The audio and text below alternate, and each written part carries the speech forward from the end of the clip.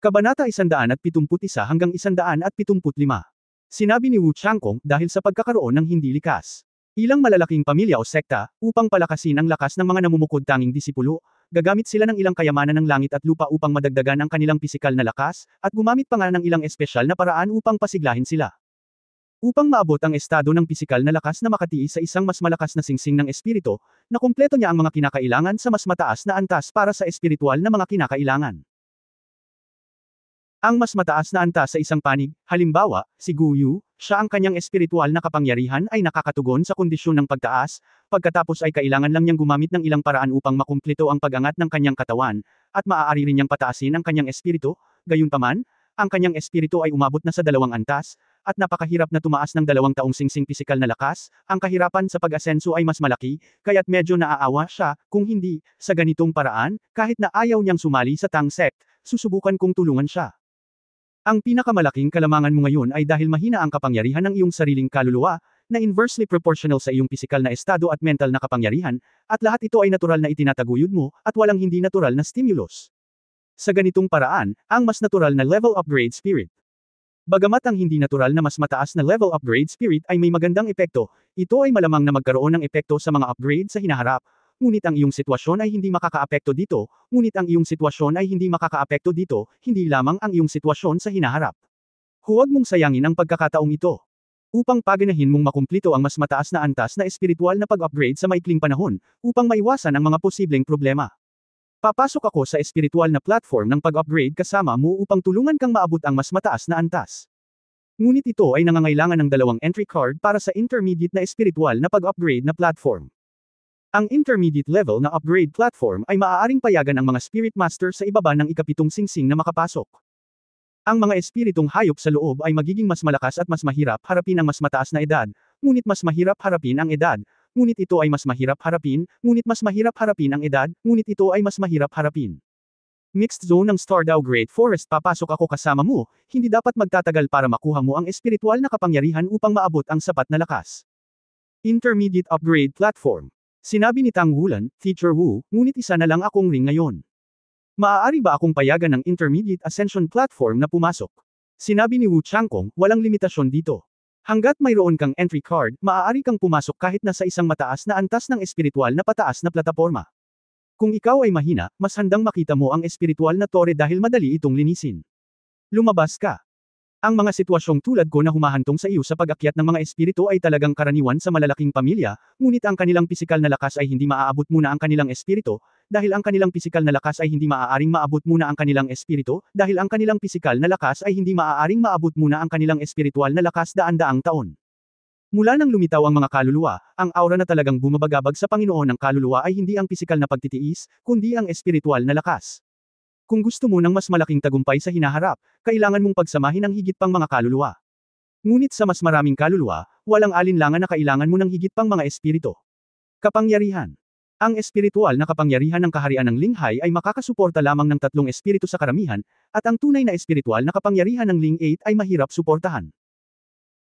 Na maaaring maabot ng isang espiritu, kaya't hindi maraming tao ang naglalakas loob na gumamit ng mga espesyal na paraan upang itaas ang mga espiritu sa harap nila sa isang mataas na antas. Ang singsing ng espiritu ay gumagamit ng 10,000 taon, na nangangahulugan na kung magiging maayos ang lahat, nagawa kong linangin hanggang sa ika-8 singsing na may 4 na kakayahan sa espiritu na ibinigay ng 10,000 taong mga espiritu, ngunit kung nais kong maabot ang ika-9 na singsing, kailangan kong gumawa ng isang pambihirang tagumpay sa aking espiritual na kapangyarihan at pumasok sa susunod na dakilang kaharian, upang maisama ang ika-4 na espiritu, ngunit ito ay malamang na hindi ko maabot sa aking buhay.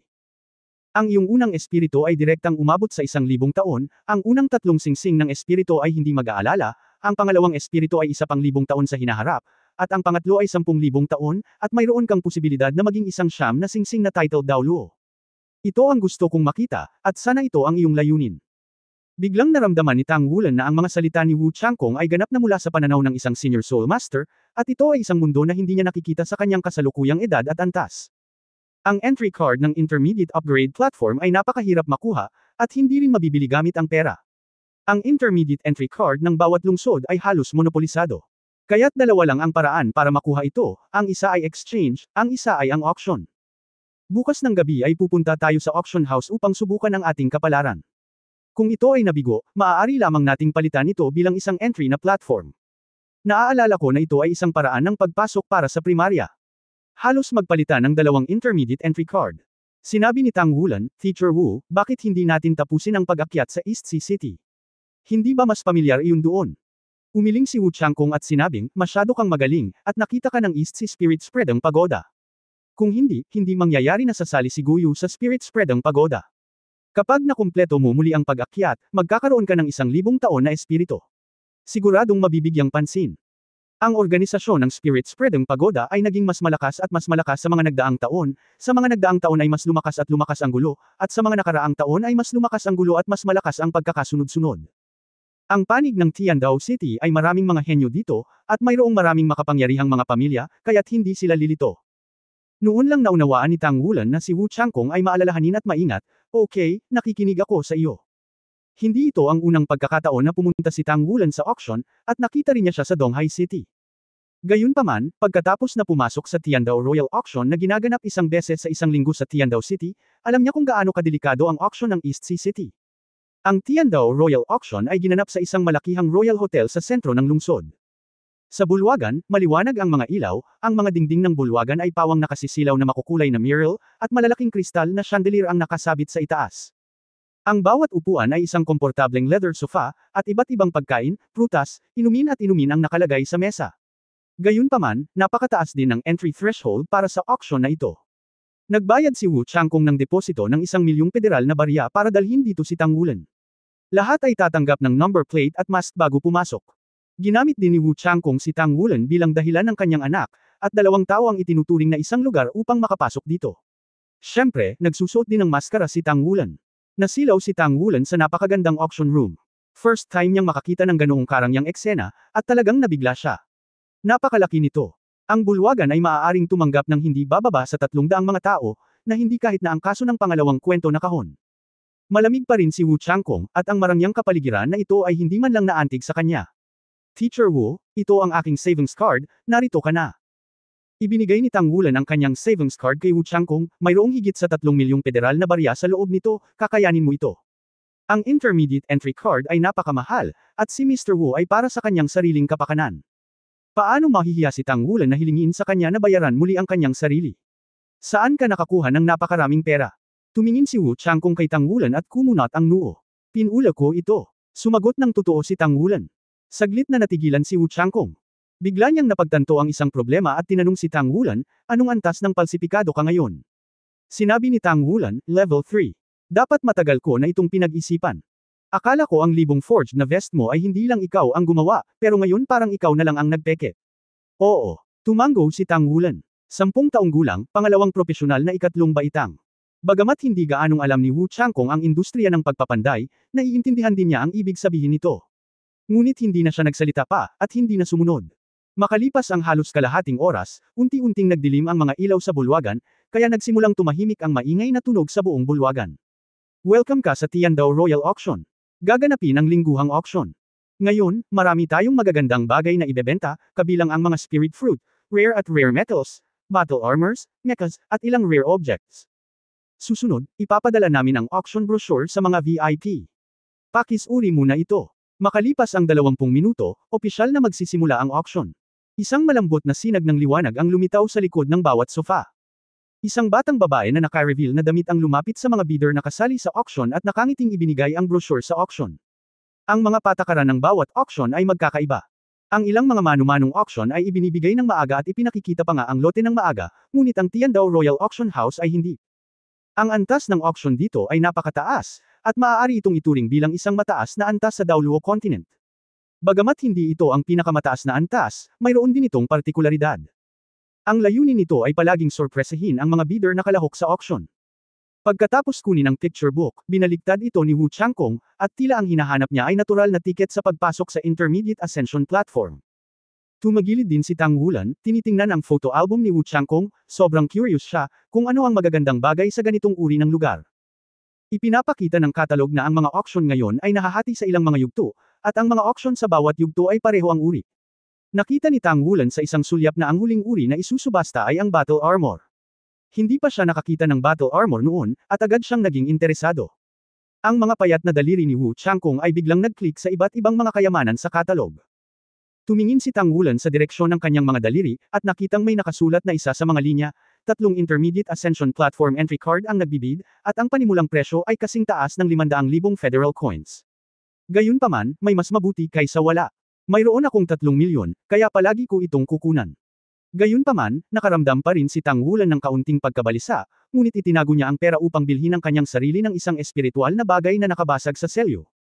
Kahapon, nang magsalita si Wu Zhangkong tungkol sa pag-unlad ng kalikasan at espiritual na pag-unlad, talagang alam niya na hindi siya natural. Kung tutusin, na-absorb na niya ang asensya ng Golden Dragon King bago siya nagkaroon ng sapat na physical fitness. Oy, oo, magkakaroon ba ang spirit fruit sa malaking auction na ito ng 4 na spirit object na kailangan mo? Sa pag-iisip nito, direktang bumagsak ang mga mata ni Tang Wulan sa tuktok na katalogo ng Lingguo Lot. Nang makita niya ang unang uri ng espiritual na bunga, ang kanyang mga mata ay palaging, sa loob ng 1,000 taon. Ang una niyang nakita ay ang salitang milenyo. Bukod dito, ang lahat ng mga bungang espiritu na kasunod ay halos 1,000 taon na sa simula. Sa madaling salita, ang auction ng spirit fruit dito ay hindi pa naibebenta sa loob ng 100 taon, at lahat sila ay spirit fruit sa loob ng higit sa 1,000 taon. Malaking auction talaga. Naalala ko ang mga pangalan ng 4 na espiritong nilalang sa aking isipan, 2 sa mga ito ay mga bunga ng espiritu. Magkakaroon kaya? Sa pagtingin sa katalog, hindi nagtagal si Tang Wulan. Nagliwanag ang mga mata ni Tang Wulan. Sa ika-6 na linya ng katalog, may nakita siyang pangalan. Millennium Dragon Scale Fruit. 1,000 taon na Dragon Scale Fruit. Hindi ba isa lamang ito sa 4 na espiritual na bagay na kailangan mo? Biglang nanginig ang puso ni Tang Wulan. Bagaman hindi siya nanganganib na masira ang pangalawang selyo hanggang sa siya ay 15 taong gulang, ang 4 na espiritong nilalang ay napakabihirang din. Minsan niya itong hinanap sa East China Sea City Auction, at sa auction sa East China Sea Museum. Hindi makapasok ang mga high-level na tao. Ang mga taong normal na antas ay walang anumang bagay na higit sa 1,000 taong gulang. Sa sandaling ito, sa harap ng kanyang mga mata, ang isa sa 1,000 taong gulang na espiritual na nilalang na kailangan niya ay lumitaw ng hindi inaasahan. Paanong hindi siya ma-excite? Gayunpaman, nang makita niya ang presyo sa likod ng bunga ng espiritu, bahagyang nanginig ang kanyang mga kalamnan sa mukha. Ang panimulang presyo ay 2 milyong federal na barya. Ang tinantsyang presyo ng transaksyon ay 3 hanggang 5 milyong federal na dolyar. Sobrang mahal. Matapos magtrabaho ng husto sa loob ng kalahating taon, 3 milyong federal na barya lang ang naipon ko. Ang gayong 1,000 taong bunga ng espiritu ay nangangailangan ng 3 hanggang 5 milyon, na talagang mahal. Gayunpaman, ito ang unang pagkakataon na nakita niya ang isa sa 4 na espiritual na bagay na kailangan niya. Iba ito sa mentalidad na mayroon siya noong hinahanap niya ang 100 years Bing Jingguo at 100 years Qianguo. Sa oras na iyon, talagang hindi siya lubos na kumbinsido tungkol sa selyo, ngunit pagkatapos ng kanyang unang tagumpay, gumawa siya ng malaking pag-unlad. Ito ay kumbinsido na. Bukod dito, sinabi rin ni Old Tang na kapag nabasag niya ang pangalawang selyo, magkakaroon ng mga sorpresa. Gusto niyang malaman kung ano ang magiging sorpresang ito. Teacher Wu, gusto kong bilhin ito. Direktang dama po ang daliri ni Tang Wulan sa 1,000 taong gulang na prutas ng kaliskis ng dragon. Sumimangot si Wu Changkong, para saan mo ito binibili? Ibinaba ni Tang Wulan ang kanyang ulo. Pagkaraan ng ilang sandali, itinaas niya ang kanyang ulo at sinabing, Teacher Wu, sa katunayan, mayroon akong sikreto. Nung nagsimulang mag-mutate ang bloodline ko, ramdam ko na kung ano ang kailangan ng katawan ko. At lalabas sa kamalayan ko ang kailangan ko. Naalala mo ba ang huling pag-akyat ko ay pagkatapos ng bagyo? Bagyo ang mga ilang araw na iyon ay nasira ako. Binili ko ang kailangan ko that time, ito ay Centennial Ice Crystal Fruit at Centennial Qian Fruit. I was not tried if the illusion in my mind is really. Ang mga espiritu ay lumitaw sa aking isipan. Pagkatapos pakinggan ang kanyang mga salita, ang mga mata ni Wu Changkong ay kumislap sa pagtataka. Ang ibig mong sabihin ay ang pagpapabuti ng iyong katawan ay may kaugnayan sa 100 taon na ice crystal na prutas at sa 100 taong pulang pamamaga ng prutas na iyong kinain. Sa maikling panahon na iyon, nagpasya na si Tang Wulan na sabihin kay Wu Changkong. Siyempre hindi lahat. Ang Golden Dragon King Seal at Old Tang ang pinakamalaking sikreto at hindi masasabi. Ngunit kailangan niyang mag-aral kasama si Wu Changkong sa loob ng mahabang panahon sa hinaharap, at may ilang mga sitwasyon na kailangan pang sabihin. Kung hindi, matutuklasan ito sa madaling panahon. Bukod dito, gusto niyang bilhin ang 1,000 taong gulang na Dragon Scale Fruit na ito. Kung hindi siya magbibigay ng dahilan, paano ito susuportahan ni Wu Changkong?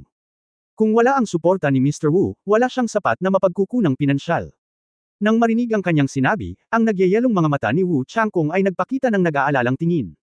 Siyempre naguguluhan siya sa pahayag ni Tang Wulan. Nararamdaman ba niya kung anong uri ng espiritual na prutas ang kailangan ng katawan? Ano ang kakayahan na ito? Hindi nabalitaan. Kung ilalagay ito ilang taon na ang nakalipas, manunuya sana siya sa sinabi ni Tang Wulan, ngunit ngayon ay medyo iba na. Ang kontrol ni Guyu sa 6 na elemento sa sandaling ganap na nakaapekto sa ketulusan ni Wu Changkong, at maaaring hindi imposible para kay Tang Wulan na magkaroon ng ganoong kakaibang sitwasyon. Hindi nito maiwasang ipaalala sa kanya ang motto ng paaralan ng Shrek Academy, ang pagtanggap lamang ng mga halimaw, hindi mga ordinaryong tao. Siguro mga halimaw talaga ang mga estudyanteng tinuturuan ko, di ba? Okay, then I'll buy it for you. Ano pa bang kailangan ko? Tiningnan ni Wu Changkong si Tang Wulan ng may malalim na kahulugan. Tumingin si Tang Wulan sa katalog, umiling, at sinabing, walang ganoong bagay sa katalog na ito. Kailangan ko rin ng 3 iba pang espiritual na bagay, ang Millennium Green Tendon Vine, ang Millennium Ground Dragon Tendon, at isa pang tinatawag na Millennium Sea Dragon Marrow. Nang sabihin niya ang mga pangalang ito, si Tang Wulan mismo ay may mapait na ngiti. Ni hindi niya alam kung ano ang mga bagay na ito sa pamamagitan lamang ng pakikinig sa kanilang mga pangalan. Tanging ang Thousand-Year Earth Dragon Tendons lang ang malabo ang nakakaunawa na dapat silang maging katulad ng mga pangunahing tendon sa Thousand-Year Earth Dragon. Siyempre, dahil din sa hindi niya kailangan ng mga bagay na ito ng Mad-Alien, kaya hindi siya nagmamadaling makuha ang mga ito. Sa 4 na bagay na ito, ano ang gagawin nito sa iyo? Nagtanong si Wu Changkong, maaari bang mag-evolve muli ang iyong katawan? Mayroon bang anumang panganib? Si Tang Wulan ay medyo walang magawa nang tanungin siya, sa katunayan, paano niya nalaman kung siya ay nasa panganib? Namatay siya nang masira ang unang selyo, at hindi niya alam kung ano ang magiging hitsura kapag nasira muli ang pangalawang selyo.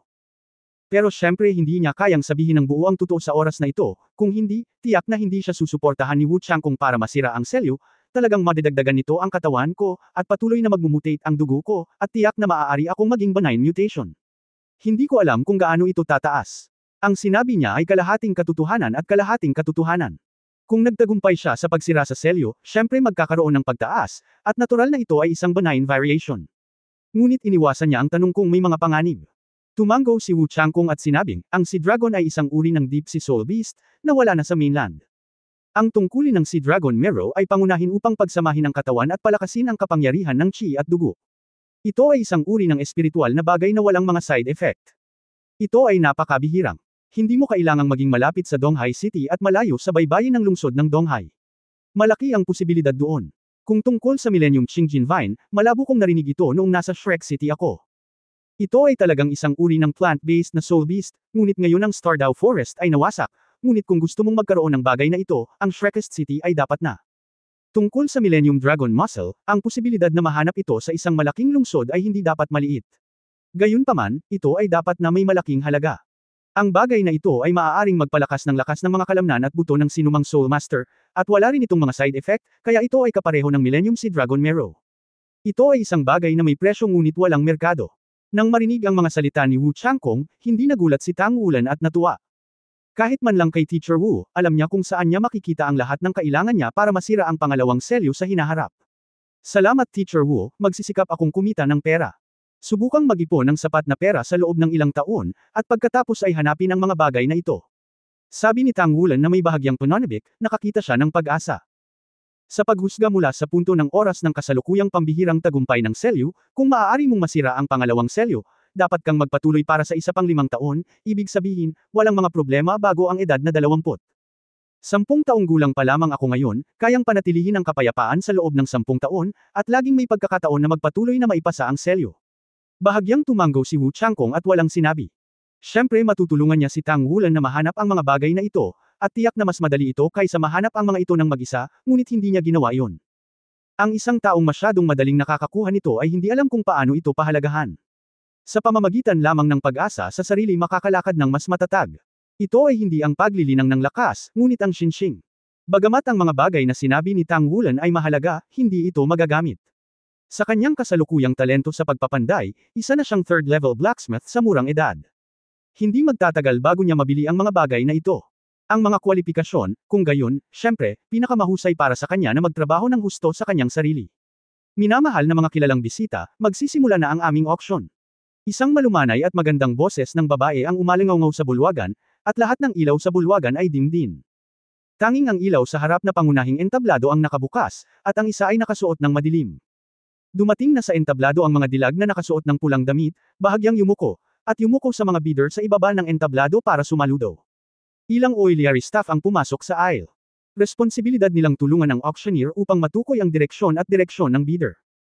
Sa sandaling magsimula ang auction, ang bawat isa sa kanila ay may pananagutan para sa isang lugar, at may mga taong nagbibid sa lugar na ito, at ituturo nila ang direksyong iyon, na ginagawang mas madali para sa auctioneer na makita.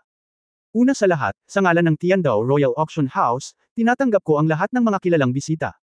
Una sa lahat, mangyaring pumunta sa aming unang lote. Walang gaanong pagbati, ang babaeng auctioneer ay naglakad sa likod ng isang kahoy na gilt table na ang mukha ay si Sed na nakangiti. Isang cart ang itinulak papunta sa pangunahing entablado, at kasabay nito, ang malaking puting screen sa likod ng pangunahing entablado ay umilo.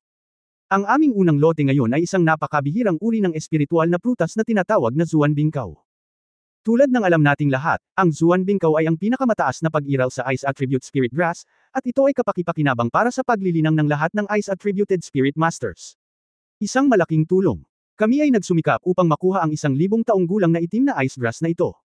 Tulad ng masasabi ko sa iyo na ito ang unang bunga ng espiritu, prangka ngayon. Ngayon, ang pulang tela sa cart ay itinaas, na nagpakita ng isang kahon na kasing puti ng jade.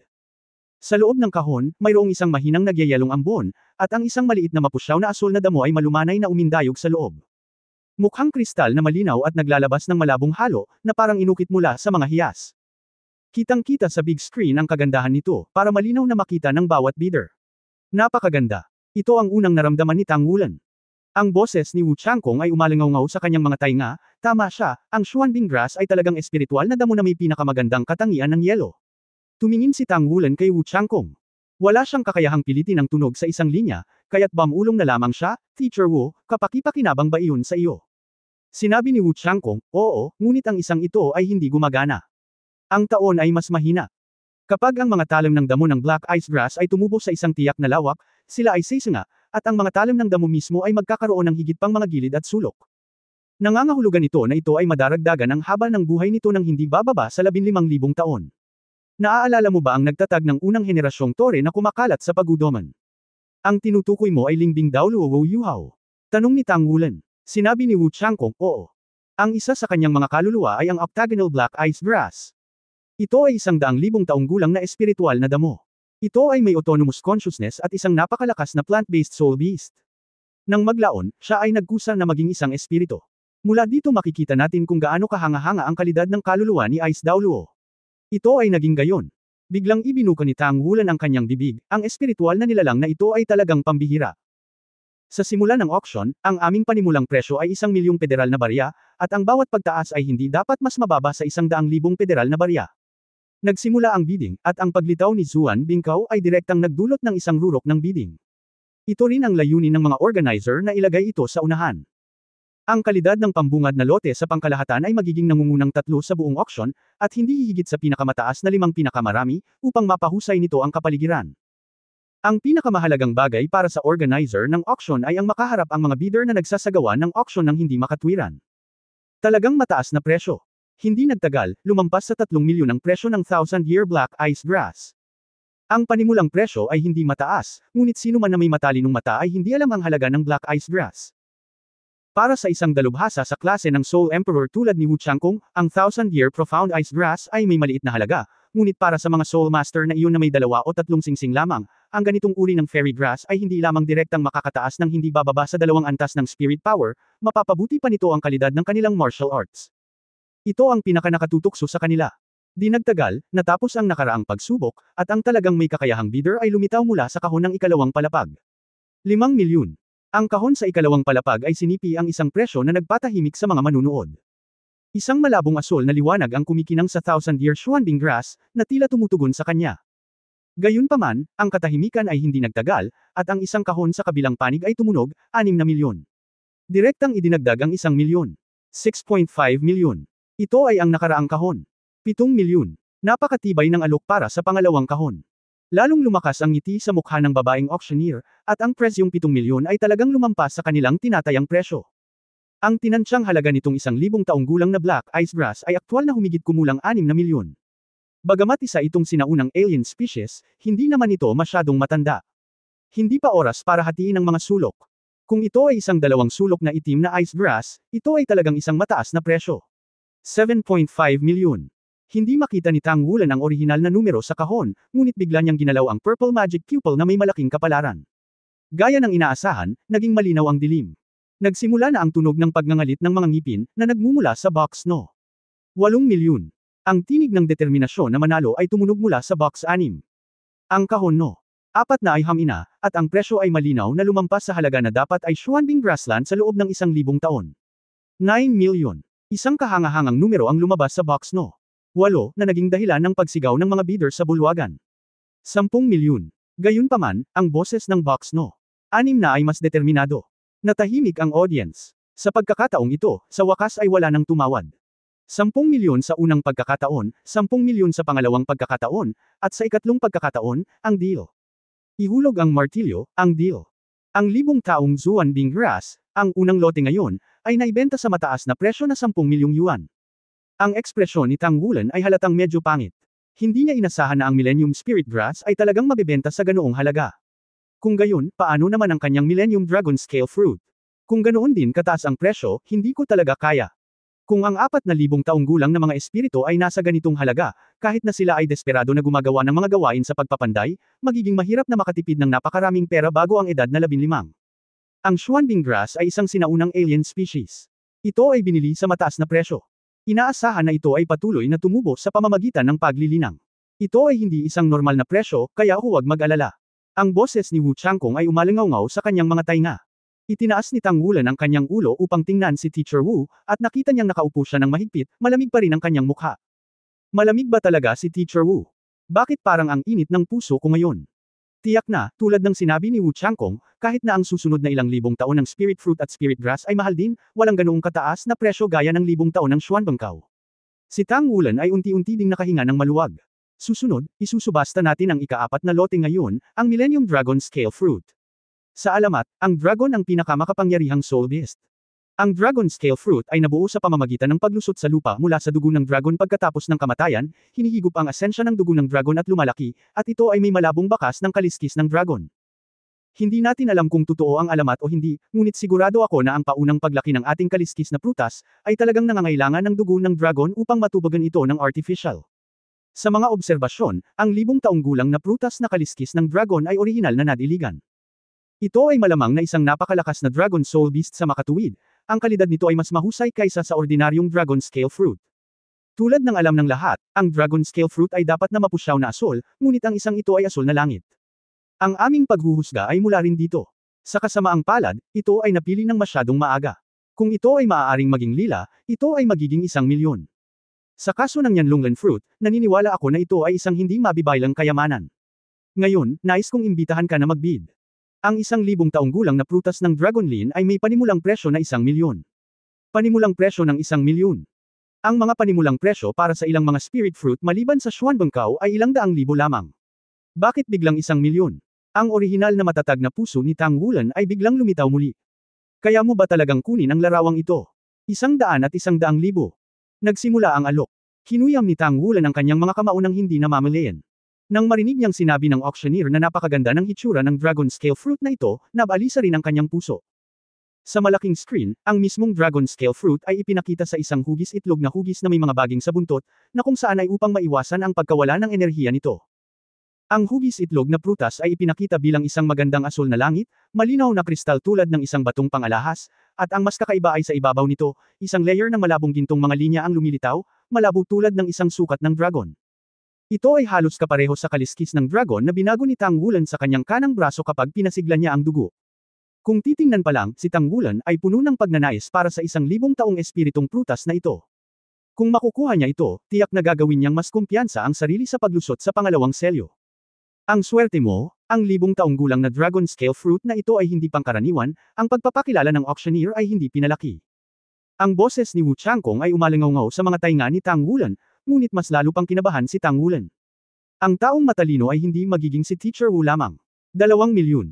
Itinaas ni Wu Changkong ang number plate sa kanyang kamay, at nang ang alok ay 1.5 milyon lamang, direkta niya itong itinaas sa 200.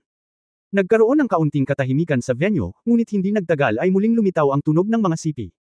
Ngunit pagkatapos ng ilang mga bid, ito ay malapit sa 3 milyon. Pagkatapos ng lahat, si Tang Wulan ay isang teenager, at biglang naging mas naiinip. Paano gawin? 5 milyon. Sa sandaling ito, isang dumadagandong na boses ang lumitaw, at ang nabasag na Tang Wulan ay tumitig sa gintong bituin. 5 milyon. 5 milyon pala ng sabay-sabay. Hindi lang siya natigilan, lahat ng bidder sa eksena ay tila natulala sa mga sandaling ito. Dahil ang direksyon na pinanggalingan ng boses ay ang kahon-no. 6 kung saan kinuna ng larawan si Xuan Bengkao sa loob ng 1,000 taon. Napataas din ang kilay ng beauty auctioneer, ngunit sa pagkakataong ito ay hindi na ito excited, bagkus ay nakasimangot. Palihim na sinabi ng puso ko na hindi ito maganda. Ang halaga ng 1,000 taong dragon scale na prutas na ito ay kapareho ng sa 1,000 taong itim na ice grass, parehong humigit kumulang 6 na milyon. Ang mataas na presyo ng Millennium Black Ice Grass ay isang sorpresa, ngunit ang 1,000 taong dragon scale na prutas ay direktang sinipi ng napakataas na presyo ng makapangyarihang may-ari ng ika-6 na kahon. Natatakot ako na walang maraming tao na maglakas loob na makipagkumpetensya. Teacher Wu, ano ang dapat kong gawin? Sabik na tanong ni Tang Wulan kay Wu Changkong. Lumingon si Wu Changkong at sinulyapan siya, sumuko ka. Pero, nababalisa si Tang Wulan. Malinaw ang kanyang pakiramdam na ang 1,000 taong gulang na dragon scale fruit na ito ay bagay na bagay para sa kanya. Sumuko na lang siya ng ganito, ayaw niya talaga. Teacher Wu, gusto ko talaga. Pwede mo ba akong pahiram ng pera, at ibabalik ko ito sa iyo kapag bumalik ako? Sabik na sabi ni Tang Wulan. Umiling si Wu Changkong. Nang may gustong sabihin si Tang Wulan, bigla siyang nakaramdam ng matinding lamig mula sa katawan ni Wu Changkong. Siya ay nanginginig sa subconsciously at naging matino. Hindi niya alam ang halaga ng Millennium Lingguo, ngunit dahil ginawa ito ni Teacher Wu, dapat ay dahil ang presyo ng auction ng Lingguo ay labis na lumampas sa sarili nitong halaga. Kung tutusin, mas matatag siya kaysa sa kanyang mga kasamahan. Matapos ang isang maikling panahon ng pagkawala, maaari lamang niyang tanggapin ang mga katotohanan at umupo roon na nakayuko ang kanyang ulo nang walang sinasabi. 5 milyon sa unang pagkakataon, 5 milyon sa pangalawang pagkakataon, at sa ikatlong pagkakataon, isang deal. Ang babaeng auctioneer ay nag-aatubili na inihayag ang pagbebenta ng 1,000 taong gulang na dragon scale fruit na ito, at namiss ito ni Tang Wulan. Ang auctioneer ay hindi nasisiyahan dito. Ang auction ay ganito. Hindi lahat ng lote ay maaaring ibenta sa perpektong presyo. Ang harap ng box no. 6 na ay na-auction sa mataas na presyo para sa 1,000 taon ng black ice grass. Sa karaniwan, kumikita pa rin sila ng malaki. Tinamaan ang kanyang puso, hindi na interesado si Tang Wulan sa susunod na auction.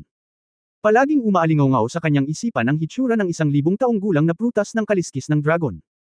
Ang mga lote ay isa-isang inihatid at ibinenta ng isa-isa, at kakaunti ang mga kaso ng hindi nabentang mga auction. Ang dalawang Intermediate Ascension Platform Entry Card ay matagumpay na tinanggal ni Wu Changkong, na nagkakahalaga ng 2.6 milyong federal na barya. Hindi na naramdaman ito ni Tang Wulan, Longlonguo. Ang aking dragon scale fruit. Isa lang ang boses sa puso niya ngayon. Susunod, sisimulan na nating i-auction ang huling 3 lot ngayon. Ito ang 3 piraso ng battle armor, na bihira at magagandang bagay. Ang mga auction natin ay dumaan din sa maraming twists at turns bago natin makuha ang mga ito. Alam ng lahat ng VIP na pamilyar sa atin, sa pangkalahatan, ang magagandang bagay tulad ng battle armors ay lilito lamang sa mga malalaking auction ng season, kaya dapat ngayon ay samantalahin mo ang pagkakataon. Battle armor. Nang marinig ang dalawang salitang ito, sa wakas ay nabuhayan si Tang Wulan, at ang kanyang mga mata ay nakatuon muli sa direksyon ng auction table. Ano ang hitsura ng battle armor? Hindi pa niya ito nakita. Ang aming unang battle armor lot ay isang battle armor belt. Alam ng bawat kilalang bisita na ang belt ay karaniwang ginagamit bilang energy center ng battle armor dahil ito ang pinakamalapit sa Soul Master's dantian. Ang malakas na Soul Master ay sa pamamagitan nito, ang Soul Power ay maaaring ilipat sa battle armor, para magamit ang pinakamalakas na lakas. Ang sinturong ito ay isang magandang piraso ng Purple Battle Armor. Maaari kang umasa dito upang lumikha ng isang buong set ng battle armor. Pakitingnan ang malaking screen. Isang metal na sinturon ang lumitaw sa screen, na may malabong lilang halo sa sinturon, na napakahusay na ginawa. Ito ay gawa sa hindi bababa sa 3 uri ng mga metal. Ang istruktura ay hindi komplikado. Tiningnan ito ni Tang Wulan mula sa mga mata ng isang panday. Makatitiyak ka na ito ay isang sinturon na gawa sa libu-libong mga huwad na metal. Ngunit hindi tulad ng ordinaryong Thousand Forged metal, ang sinturon ay may ilang kakaibang texture, at ang lilang halo ay ibinubuga mula sa mga texture na ito. Ito ba ang battle armor? Sa laki, mas malaki lang ito ng kaunti kaysa sa isang normal na sinturon. Sa gitna ng battle armor na ito, mayroong isang piraso ng bilog na metal. Ito ay isang espesyal na material. Ang lilang halo dito ay naglalabas ng pinakamalakas. Dahil dito, hindi ito masabi ni Tang Wulan mula sa imahe. Ano ang material ng? Pagkatapos ay forge ang metal na hubugin, trabaho ng tagagawa ng mecha na simulan ang soul-guided array design ayon sa disenyo ng mecha. Trabaho ng tagagawa ng mecha na gumawa ng assembling at depicting ng array. Ang isang mahusay na battle armor ay dapat nakapareho ng designer at ang manufacturer. Ang enerhiya ay pambihira. Ito ang dahilan kung bakit ang pangalawang trabaho ay ang mas nakakatulong sa iyo. Ang pangalawang trabaho ay ang pinakakapakipakinabang.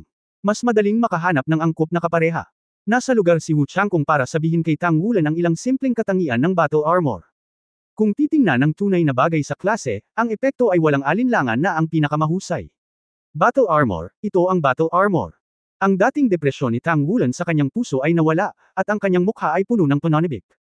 Sa hinaharap, maaari ka ring bumuo ng battle armor sa iyong sarili. Bagamat hindi siya marunong magdisenyo ng mga mecha, hindi niya alam kung paano magdisenyo ng mga soul-guided magic array, at hindi niya alam kung paano ilarawan ang mga ito. Ngunit maaari kang magpanday ng metal ng mag-isa. Shen Huan, kaya ko na. Dapat itong isaalang-alang bilang pagkakaroon ng batayan para sa paggawa ng armor ng labanan. Sinabi ni Wu Changkong, ang battle armor ay ang pangalawang buhay ng Soul Master. Ang isang mahusay na battle armor ay maaaring magpapataas ng lakas ng Soul Master ng hindi bababa sa 30%. Ang pinakamalaking pagkakaiba sa pagitan ng battle armor at isang mecha ay nakasalalay sa fit. Pagmamay-ari, ganap na binuo ayon sa sariling mga kinakailangan at mga katangian ng Wan. Siyempre, ang pagunlad ng panahon ay ginagawang posible para sa mga ordinaryong tao na maging mecha masters. Ang Oiliari System Soul Masters ay maaari ding gumamit ng Soul Power Injection para gumamit ng mechas para magkaroon ng malakas na kapangyarihang lumaban. Gayunpaman, ang tunay na malakas ay hindi kailanman naging sa loob ng libu-libong taon. May mga pagbabagong nagawa. Tanging ang mga tunay na makapangyarihang Soul Masters lamang ang maaaring maging tunay na malakas. Sa makatuwid, ang mga tunay na Armor Master ay ang lahat ng makapangyarihang Armor Masters ay ang lahat ng makapangyarihang Armor Masters ay lahat sila ay makapangyarihang mga Soul Masters. Master's Body and Our Souls ang extension ng dibisyon ay ang pang-anim na ring kahit na ang Oiliari type na Spirit Master ay may makapangyarihang mecha, ito ay kanyan lamang laban sa isang battle armor na may kaparehong antas. Oo, naiintindihan ko. Sumagot si Tang Wulan na medyo mabigat ang paghinga. Matagal na niyang pinag-aralan ang kasaysayan ng Soul-Guided Mecha. Noong unang lumitaw ang Soul-Guided Mecha, pinaghinalaan ang Soul Master. Ang makapangyarihang Soul Master ay napalapit sa mga ordinaryong tao dahil sa hitsura ng mecha. Distansya. Tila kahit anong martial spirit ito, hanggat ang kapangyarihan ng espiritu ay halos pareho, na nagtutulak sa Soul Guidance Mecha, ang kapangyarihan ng labanan ay hindi masyadong magkakaiba. Sa pag-unlad ng mga panahon, nang sa wakas ay binuo ng mga makapangyarihang Soul Master ang battle armor, ang lahat ay bumalik sa orihinal na punto, at ang malalakas ay magiging malakas.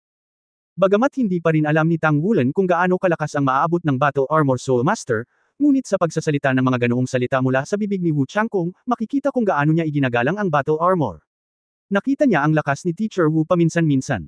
Ang panimulang presyo ay 2 milyong federal na barya, at ang bawat pagtaas ay hindi bababa sa 200,000 federal na barya, at magsisimula ang auction.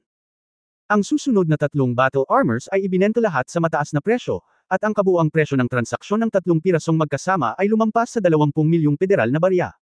Ito ang battle armor, isang tunay na magandang bagay na walang presyo sa merkado. Halos lahat ng battle armors ay ginawa ng Soul Master mismo, at ang posibilidad na ibenta ang mga ito ay napakaliit. Sa makatuwid, kakaunti ang mga armor ng labanan sa sirkulasyon sa merkado. Kitang-kita ang kahirapan sa paggawa ng battle armor. Ang bawat bahagi ay dapat na hindi bababa sa 1,000 forged na bihirang metal, kasama ang disenyo, produksyon, at iba pa. Naangkop para sa iyong martial soul. Ang ilang mga sandata sa labanan ng mga espesyal na Panginoon ng Espiritu, kahit na ikalat ang mga ito, hindi magagamit ng ibang mga Panginoon ng Espiritu ang mga ito. Sa makatuwid, sa mundo ng mga Soul Master, ang pinaka-mainstream na paraan para sa makapangyarihang Soul Masters ay ang pagbuo ng sarili nilang battle armor. Ito ang dahilan kung bakit sinasabing ang mecha sa antas ng Diyos ay dapat na nilikha mismo ng Soul Master. Ito ang katotohanan. Maraming mga Spirit Master, kahit na sa ika-6 na singsing, ay hindi maaaring magkaroon ng sarili nilang set ng battle armor. Ito ay hindi lamang dahil sa lakas, kundi dahil din sa mga mapagkukunang pinansyal at swerte. Walang sino man ang maaaring maging bihasa sa lahat ng mga subprofesyon, at kung ito ay talagang ganoon, kung gayon hindi siya dapat magkaroon ng lakas upang maging isang makapangyarihang Panginoon ng kaluluwa. Sa makatuwid, palaging kinakailangan na bumuo ng isang sandata ng labanan, at pagkatapos ay dapat itong idisenyo ng makatwiran, hinintay, at nadibog. Para sa Soul Master, ang bawat set ng battle armor ay isang kayamanan ng dugo at laman, at isang relasyong nagel iligtas buhay. Simbolo din ito ng kayamanan at lakas. Ang Battle Armor Master ay matagal nang naging nangungunang pag-iral sa mainland, at ang pagkakaroon ng Battle Armor Master ay mas nakakagulat kaysa sa pagkakaroon ng Mecha Brigade. Sa kasalukuyan, ang default na entry threshold para sa isang Battle Armor Master sa Daoluo Continent ay 4 na ring. Sa pamamagitan lamang ng 4 na singsing o higit pa ay posible na magsuot at gumamit ng Battle Armor. Ito rin ang dahilan kung bakit ang mga malalaking kapangyarihan at malalaking pamilyang iyon ay laging nasa isang mahalagang posisyon sa mainland, dahil mayroon silang sapat na mapagkukunang pinansyal upang makabuo ng kanilang sariling mga master armor sa labanan. Pagkatapos ng Tiandao Royal Auction, muling nabuhayan ang diwa ni Tang Wulan. Ang Millennium Dragon Scale Fruit ay maaaring lumitaw sa unang pagkakataon, at maaari itong lumitaw sa pangalawang pagkakataon. Anyway, wala akong sapat na pera ngayon. Kapag sapat na ang pera ko, gagawin ko talaga. Maaari mo itong bilhin. Matapos makita ang battle armor sa unang pagkakataon, ganap nitong pinasiklab ang kanyang panloob na pagnanasa. Na-imagine na niya sa kanyang isipan na balang araw ay makakapagsuot siya ng parang armor na panlaban, kung gaano ito kalakas at kadominant. Hindi ko alam kung magiging parang sinaunang general ang Battle Armor Master. Sandali lang. Pinigilan ni Wu Changkong si Tang Wulan na papunta sa hotel. Huminto si Tang Wulan. Hindi ipinaliwanag ni Wu Changkong kung bakit kailangan niyang huminto, ngunit inakay lang siya sa isang tabi, pinapanood ang pag-alis ng mga bidder. Hindi rin nagtanong si Tang Wulan. Nakalubog pa rin siya sa Punonibik para sa sandata ng labanan. Nawala na ang juvenile character at ang depression tungkol sa Dragon Scale Fruit. Sa sandaling ito, biglang, itinaas ni Tang Wulan ang kanyang kilay, at talagang nakakita siya ng pamilyar na figure. Hindi ba Hallmaster Zhao iyon? Ang matambok na Hallmaster na si Zhao ay lumabas sa Tiandao Royal Auction at direktang pumunta sa harap nila. Iniabot niya ang isang jade box kay Wu Changkong, at mahinang sinabi, babayaran ko ang pera sa account ng kumpanya. Aalis na ako. Pagkatapos magsalita, lumitaw ang isang ngiti sa kanyang mukha, at itinaas niya ang kanyang kamay at hinawakan ang ulo ni Tang Wulan. Lumakad palayo si Tang Wulan sa pagkalito. Ang ilaw ay kumislap, at ang jade box sa kamay ni Wu Changkong ay nawala. Ibebenta ko ang entry card sa panahon ng riot kapag tumalikod ako. Dapat itong makabawi sa halaga ng 2 intermediate level ascending platform entry card. Pupunan mo ako ng Dragon Scale Fruit money kapag bumalik ka. Malamig na sabi ni Wu Changkong. Napatulala si Tang Wulan, Dragon Scale Fruit.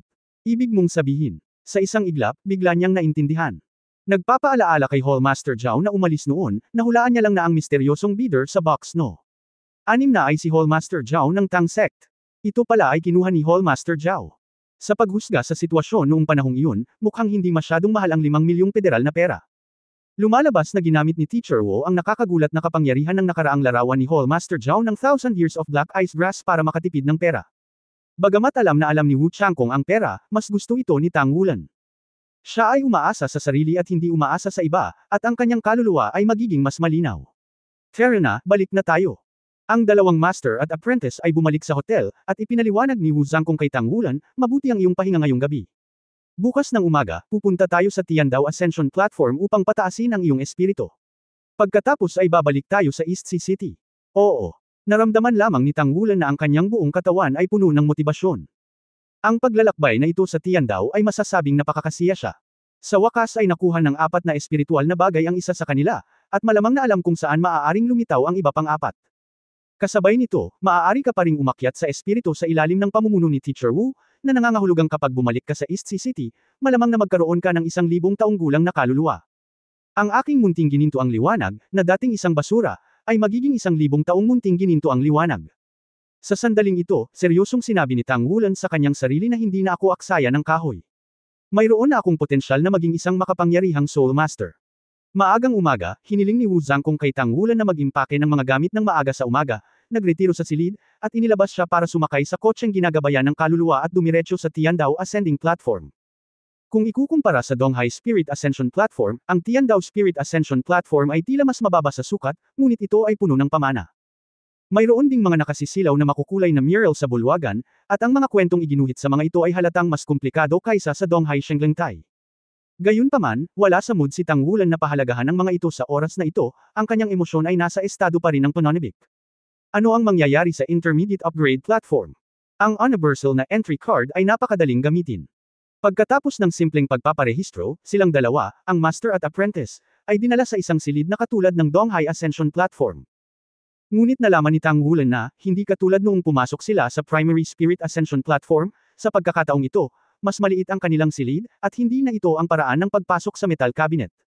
Isa itong malaking bodega ng patayong salamin. Ang staff ng Tiandao Ascension Platform ay hindi nagtanong ng anuman tungkol sa pagdadala ni Wu Changkong kay Tang Wulan, isang binata, sa Intermediate Ascension Platform. Ito ay hindi pangkaraniwan.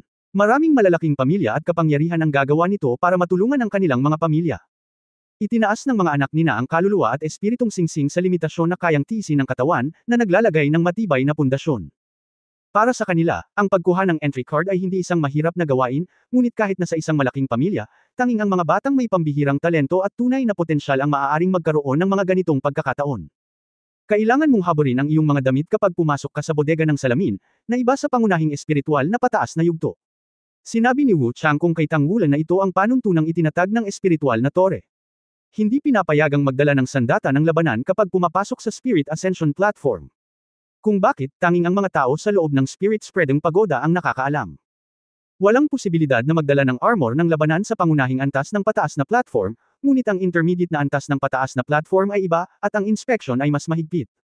Handa na ang lahat, isa-isang isinara ang mga metal na singsing, at nabaluktot ang katawan, at nahulog ang takip ng salamin sa labas, na bumabalot kina Tang Wulan at Wu Changkong.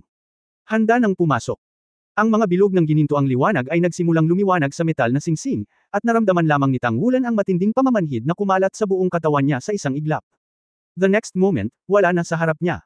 Hindi ko alam kung gaano na ito katagal, ang berde ay binabahan ng mga drills, at ang pamilyar na sariwang hangin ay humihip sa aking mukha. Intermediate Ascension Platform, narito ako. End of this chapter.